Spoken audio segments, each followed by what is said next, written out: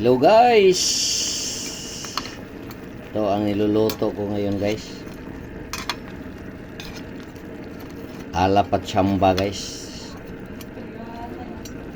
Pag lumambot na to,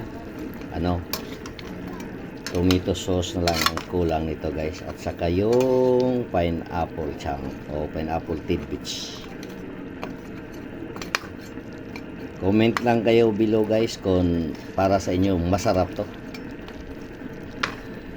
Nag-iisa lang ako guys. Ako ang nagbibideo at ako rin ang tawag to guys, nagsandok. sa amin guys, sugkay ang tawag to, nagsugkay.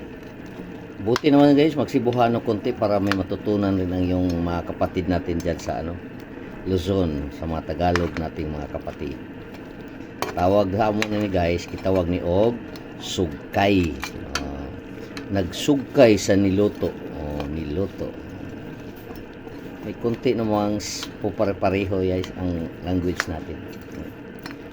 Yung sabi nila guys, karaan. Sa Tagalog na karaan, sa pa lumipas na.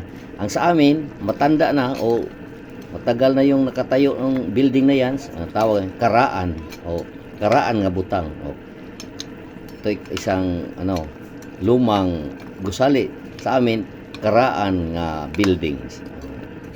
May kunting pareho lang guys kasi lang.